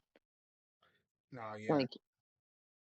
Like I don't know. Here's a weird example. Mario Maker 2. Once that game goes like out of service and you can no longer upload levels like they've done for the first one, you'll still have a fully featured story mode with over 100 levels in it. It's nice when these multiplayer games actually get single player content. It's not No, common though. yeah. That's one thing I do like as well. And I think you also mentioned something I was like one of the last things I could say probably about Street Fighter 6 was the net coding up in this thing. They actually managed to knock that out of the park. Like at least from the handful of times I played with you, and well, actually, I think I only played against you. I don't think I played against any randos yet, though. But it was really solid with the rollback net coding and stuff like that. Which that's probably the most important thing with most fighting games, because more than likely people are always going to be playing against other people versus CPUs online. So it makes sense for people to for Capcom to make sure they got all that stuff down tight. Which they were Yeah. able to experiment with that quite a few times with some of the closed betas, Also, which I managed to get into a closed beta, so I actually managed to go hands on it before most of these other people here. And then also with the also, open betas. crossplay right off the bat at launch is very nice. No issues. Just have a Capcom ID, put in someone's user code. Once you find it, you're good. And then you can send them invites and you could just join their lobbies. It's very simple. I like it. Yeah, Some no, games they very don't make simple. it. Some games it's far too complicated. And I'm like, please just Give me like an invite system or something. I shouldn't have to like communicate with a friend to find out when I can join a lobby. Games Mm. on like Xbox game I'd still say games on like the Xbox 360, Xbox Live, all Call of Duty games, Halo games. They used to do this stuff so much better back in the day. Nowadays though, with crossplay becoming more and more prominent, it is nice. I can play with people on PlayStation or play with people on Xbox. Perfectly fine. No, yeah, yeah. So It, that's some of the things it's I fine. really do like with Street Fighter 6, though. So yeah, so honestly, it's a really solid game. If you're on the fence thinking about it, though, go ahead and pick it up. I'm just glad I managed to actually finally get a USB stick for this thing, so I actually can use like my Switch Fight Stick, which normally it's only supposed to work on the Switch and PC. But now with this little USB drive thing I got up in there now, I can actually use that fight stick on the PS5. So now I can use my fight stick on everything now. So I'm just glad I got another game I can actually use my fight stick on because some of them rolling quarter circle moves that you do, I just find those to be a lot easier to perform with a fight stick. Because technically, now that I look back at it, most of my fighting games is either always with a fight stick or with a D-pad. And when I'm looking at the PS5 controller, that D-pad, it's like all the buttons are technically separate. So like hitting and rolling those would be actually kind of, it wouldn't be the easiest thing in the world now that I'm sitting here and thinking about it. So I was like, oh, thank goodness I was able to get a workaround for this thing. Yeah. But yeah, so I think that's basically it in terms of my thoughts on Street Fighter 6. Really solid game, a lot of fun. Can't wait to Um, dig up in it a little bit deeper. Got anything else, a Steven? game. Yeah, I was just gonna say, at least for me, I've been kind of switching between Tears of the Kingdom, Splatoon, and Street Fighter. Tears of the Kingdom has, as we talked about last time, been great. There's not much else I can say besides there is so much stuff to do every single day. Literally every single day this week, I've told myself today's the day I go fight Ganon, and I haven't done it. Hmm. Every single time I've just gotten distracted by new stuff, and it's enticing enough for me to get distracted. It's not like side content that I feel forced to do like Koroks would. Oh no! Breath of the Speaking of Breath them of the, I don't know, Koroks, man, I seen some funny mess on Twitter but with you know them what I mean. stupid carry Koroks things. Yeah, I know what you mean. Breath of the Wild, most of the progression is just the shrines. While in this game, you have multiple towns you have to rebuild, things that you have to fix, mini games you can participate in that are a bit more interesting than Breath of the Wild's mini games, I'd say. You have outposts in the depths you need to defeat Yiga in. You have so much more to even just uncover on all three maps. And also, obviously, this game you have a lot more interesting stuff in the main quest, so it doesn't feel like you have to constantly go out and find like shrines and everything. Like I feel like you could beat this game and not even see 30% of the content it has to offer. I feel like that's where I'm at right now. I feel like I'm at the 30% mark. I'm almost feeling content enough to where like I can go beat Ganondorf because I'm curious to see how the story ends. So at least I can put that behind me, and then I'll be like, well, at that point, since I honestly Nintendo outside of Pikmin 4, because I know I'm not playing everybody 1-2 Switch. Besides Pikmin 4, I don't know of anything else that Nintendo's going to drop out for the rest of the year. So let's say if in this crazy world where we're at right now with where we're standing at with Nintendo, because I feel like there's definitely a new system that's coming out in the horizon like in 2024. Let's say after Pikmin 4 they don't drop another brand new game for the rest of the year. The only thing that would be That's left would not be happening. DLC, which we know DLC for Splatoon 3 should happen. We know DLC for Pokemon should happen. We know DLC for what was it, the Mario and Rabbids game. Those are three major DLCs. Oh, and Mario Kart 8 Deluxe. Those are our only major DLC things left, which the only substantial thing that could really hold anything is literally Pokemon, maybe a Okay, little bit of Splatoon. But okay, that would be a little Mario crazy Kart. because You're undercutting how Well, I big mean, Mario Mario Kart is Kart is. good, but it's like you play those courses and you almost kind of bounce off of them really quick. I mean, you have a lot of fun for like the first couple or few days you do it though, but it's not going to be nearly as deep as like a Splatoon dropping out its DLC thing, or Yeah, but think about it. Pokemon thing dropping out its DLC thing. Which, mind you, that one Yeah, drops out in two different waves. that's fair. But in the long term, you're gonna remember Mario Kart's DLC a lot more, especially because recently, I'd say the last two or three waves have been nothing but good tracks. And also, since we're getting characters now, it's gonna be even more interesting to go back and play that game. No, yeah. So outside of those DLC things, and obviously I know they for sure couldn't really get away with not dropping another game, but let's say in that what if scenario, well then really the only other game I could really come back to and always play would literally be Splatoon and probably still Tears of the Kingdom. So I probably will still be picking up this game probably, for the rest of this year. And mind you, there could be DLC for this game. Who knows? But I still probably feel incentive to go back and play it because there's just that much stuff to do. I know I'm not going to be Yeah, able to do everything that I feel like I will want to do before being impatient and be like, all right, I still want to go ahead and beat Ganondorf so I know how the story ends and whatnot, though. So I guess that's just currently where I'm at right now with Tears of the Kingdom. So I think next time I have this next podcast episode, I feel like I probably will go ahead and beat the game. I probably will, at least for the story wise. But I'll probably go back and still play it for some of the side quests and exploration and stuff like that. yeah. At least for me, I might go back and see how like the speed run might be. They just beat the game in less than an hour. It's interesting. Good gracious. Yeah, I don't know how they do that stuff. Even just rushing to Ganon, I feel like it would at least take 3 hours with how in depth the Sky Island is, and also the way down to him. Without spoiling anything, because you haven't done it, the way down to him isn't just a cakewalk like Breath of the Wild was. No, yeah. Breath of the Wild, you could paraglide right into the sanctum. Yeah, like if you did it the normal way, you had a bunch of guardians to deal with. This game, I don't know if you've found out where it is yet, but it's not an easy way to get to him. No, Definitely not. no, yeah, I hadn't figured it out, but I probably will here soon. But that's Yeah, probably as far as we probably have to talk about on that. But I think it's outside of, it's great. yeah, no, the game is great. But I believe outside of that, that's basically all the topics I had to discuss for this week's podcast. So just as another reminder, since we're closing out on everything though, I know we got all these gaming presentations coming up, like the Xbox Showcase, the Summer Game Fest stuff, and all of that stuff.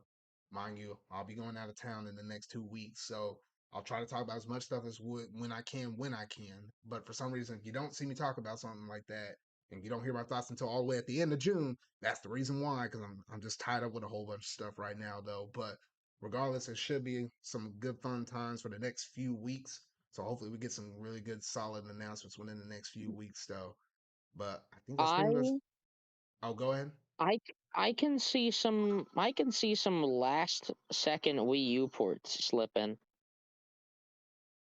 I'm specifically thinking Xenoblade X is finally coming. I beg to differ. Hear me out, okay? Hear me out. We finally finished the Klaus saga of Xenoblade. What what would be, like think about it. It would be a perfect idea just to tide over fans with Xenoblade X, a game that they might not have played because it's, a game they might not have even experienced yet if they became a Xenoblade fan only on Switch. So that will basically be a brand new game for people that didn't have a Wii U. Plus, it will tide people over until Xenoblade, next one comes out, which we already know it's going to continue. My only caveat to that is why I think probably not is the fact that I just know Nintendo's getting ready to transition to another system. I fully believe with them finishing up Future Connected's DLC, which mind you, that literally dropped out not even like a month or two ago. Um, Literally with that thing out, I feel like Monolith Soft right now, I think they're moving on to the next system because mind you, not only did they work on their own stuff, they work on running support for a whole bunch of other games. Like another big game they just finished support on was Tears of the Kingdom. They just finished that up. They're done with their own stuff. Obviously, they still run a little support with Splatoon 3, but I imagine that's like a smaller task force. But I imagine most the rest of them, they're getting stuff ready for the next system because not only they have to get their own games done, but also run support for these other games as well. I just feel like they're already working on the next thing with the next system. That's why I don't Yeah. feel like X will come, at least not on the Switch Yeah. itself. It's another story if you were going to say X Also, on the next system. I mean, that's perfectly feasible, but yeah. Also, it's been rumored since around the same time as the 1-2 Switch sequel was rumored. Apparently, there's been some kind of Fire Emblem remake that they've been holding on to for a while now. I don't know if you've heard that same No, I rumor. heard that statement and I mentioned it in some of my past podcast ones. I was just I playing think it's devil's coming. advocate when I said no other games were released this year, though. But obviously, I know they are going to do some, and if they are, then the one that would be that Fire Emblem remake of Genealogy of a Holy War. And I get why they haven't done it yet. Like from a marketing standpoint would they want to overshadow a game like Engage? You know, they But wouldn't then want to again, they pushed out overshadow. all that DLC for Engage real fast, That way faster that's a than they good ever did point with Three too. Houses. So it made That's me kind of think that's they a good wanted to get point. that out the door just so they can go ahead and possibly do the remake for Genealogy of Holy War and still get that out on the system before they move on to what would be the next system. I feel like that's the reason Yeah. why, because that DLC was shoved out fast. Xenoblades 3s was shoved out fast. And the only ones that kind of holding on at like a fairly good pace is Mario Kart, Pokemon, and Splatoon, which are all Yeah, honestly all big IPs, super big IPs. yeah, Xenoblade 3 being pushed out as early as it did still is a wonder to me because that game was pushed ahead 3 months and then or like 2 it was like 2 months. It was pushed ahead 2 months and then its DLC still came out less than a year away. Well, oh, there I was like think about a Torn similar. for two, I think it was close to Yeah. almost a year, I want to say. But Yeah, yeah. but like let's just say if we did get Xenoblade 3 in September like we were supposed to, then we would have not had that DLC yet. Mhm. But yeah, I think the only other thing I could possibly think of in my head is that Metroid Prime 4 will come out on Switch and the next system at the same time. No, yeah, no, I Like, think so too. well, I think it's either gonna be that or all on the new system. That's currently where we're at with also that game. Also, I think Nintendo knows what they're doing now. Nintendo knows for a fact they can't just release a new system without a heavy hitter.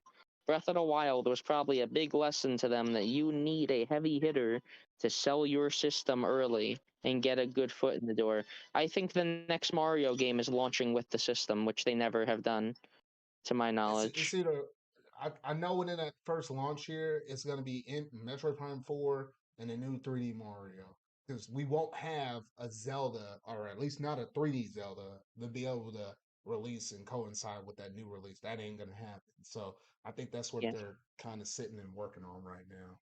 Yeah, and we are fast approaching Mario Bros.'s 40th anniversary, right? That's gonna be Was 2025, I it guess. the 35th anniversary was on in 2020. Yeah, so like So 2025. 2024 will be the 39th. It'll Well, be yeah, yeah. I don't know. I could see them. I could see us getting like the new 3D Mario, and then like for their 40th anniversary, maybe they'll put. What I'm really hoping will happen. This is like way far into the future. I hope that we'll eventually get a 3D All Stars like 2 with like Galaxy and like 3D Land and some of the other like games that don't get re-released a lot. I mean, that would be. I wouldn't say that wouldn't be 40th anniversary. Let's be real. That might be the 50th anniversary. And when they do I that, guess. they'll obviously re-release Super Mario All Stars, probably Super Mario 3D All Stars, and then do a 3D All Stars 2, which will have like Galaxy 2. It should have 3D Yeah. This Land slash 3D World Mario Odyssey at that point, and whatever new this is Mario game all that comes out, and then it probably be that game as well. And then you get into some future now. games that we probably haven't even seen. Now the other question, do you think we'll get a Mario Odyssey 2? or do you think it will be a completely new I idea? don't. It's probably a new idea at this point because I Because don't know. It would be a because little weird. I don't know. With how quick they were to reveal Tears of the Kingdom as a sequel, you'd think they would have at least revealed it by now. Hmm. But I don't know. I feel like we'll be getting something with Mario. They're not gonna. They don't. They never just stop making Mario games. Obviously, we'll be I getting mean, something with that fat Italian soon.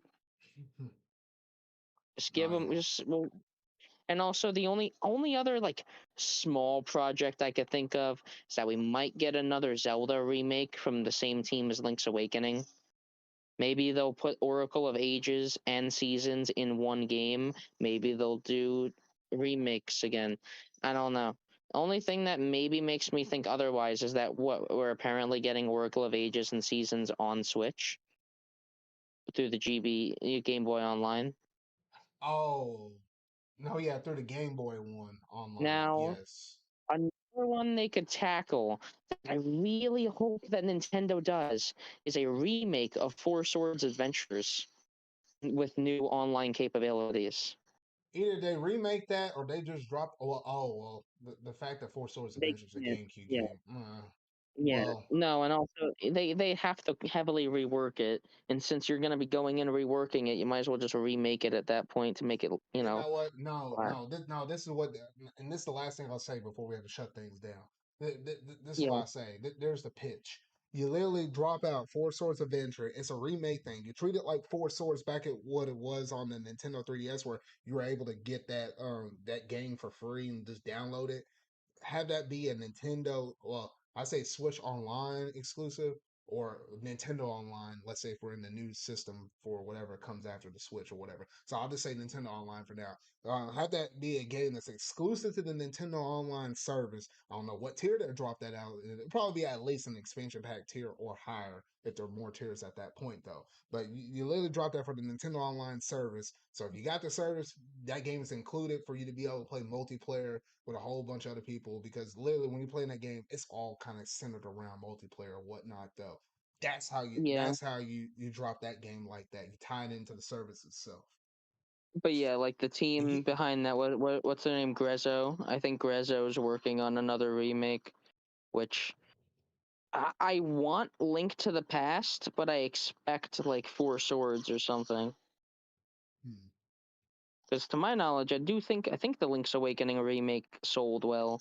So, It was somewhere in the net range of somewhere between or maybe a little north of 3 to 5 million, something like which that. I don't know what Nintendo's expectations are for remakes, but I think for a Game Boy title, it probably did well. Yeah. It was a Game Boy title charging $60, so it better have done well. But Yeah. yeah, yeah, the Switch is definitely looking to have an interesting last year lineup, and I do think this is the Switch's last year. I don't think you can top Tears of the Kingdom. You need to No, move that on to that bigger that and is better hardware. definitely the swan song of the Switch. Like literally, we went for we started with Breath of the Wild. We're about at Tears of the Kingdom.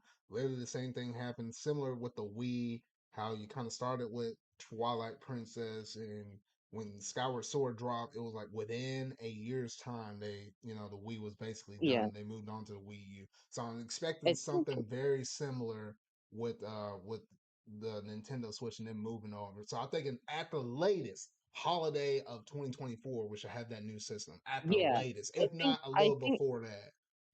I think you're right on the money with the holiday thing because I don't know, Zard. If you think about it, with Tears of the Kingdom, they did just release a special edition Switch OLED, and I don't think Nintendo's released the special editions too close to like the release of the next system before. Maybe I'm wrong. Like I Well, feel like but it, sometimes they do all and those for the other people, different kind of moderations and weird old things. Like if you look at 3DS, they did a lot of different iterations on that sucker, leading yeah, all the way up into that thing's I guess yeah. slowly transition depth where they just all So focus on the Switch. But yeah. but I guarantee that the Switch will be well supported after its launch, after the launch of the next system. Like it will still get games and still get other stuff. The only difference, they better not pull a 3DS and just keep releasing stuff on Switch when people want it on the next system. Like, you know how, Well, I like, think I don't know, there do you might be a remember? couple. There might be a couple of games that kind of do that weirdly enough with, because the only ones that are popping in my mind that they did that with was Captain Toad Treasure Tracker. I know they did that with that game, and they did it Yeah. with But what was it? That Sushi Striker game. There was a 3DS and a Switch also, version of that. They only did well, it no, with a I mean, couple. They didn't do it with a whole bunch, no, but not like your I don't big like mean that. Mario's or whatever. I don't mean that type of release. I mean the type of release that people wanted on Switch, but then they just do it only on 3DS instead, like Oh, Luigi's Mansion or Mario and Luigi's remakes and stuff. mm, Like the Mario and Luigi Bowser's Inside Story remake, if that was on Switch, Alpha Dream would still be around right now. maybe. It was probably the worst financial decision Nintendo's ever made, is releasing that game on 3DS in 2019. Hmm. I don't get it. I don't personally get it, but this next system better be backwards compatible because I really don't want to have a whole nother library go to waste when the next system goes. Like there's I think Nintendo's realized, oh, maybe we were maybe we put all those Wii U ports out because the people want to play their old games again. Hmm. People like people like playing games they already own in new ways on a new system. Like when the Wii came out, playing GameCube games on it was probably pretty fun. It was a Hmm. better system. You could play Wii games, and you already have a full library of GameCube games to fall back on. Oh Same yeah. thing with the Wii U, with the Wii. I don't know. Maybe Nintendo having Nintendo Switch Online, they're not just gonna stop using that online service. Like I guarantee that the classic games that the emulators they'll come over, but I hope I can like play Breath of the Wild or Tears of the Kingdom with new improvements to performance on the next system.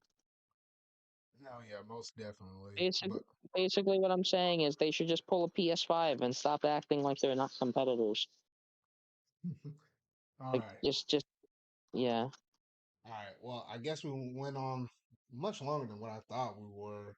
I guess somehow I mentioned something about Switch and, I ran into like Who a big cares? what if or whatnot about them not dropping anything. We listed out a whole slew of things what we kind of want to see from them, but I guess it is what it is though. But It's all right, yeah, I'm it's fun gonna to go talk ahead and about.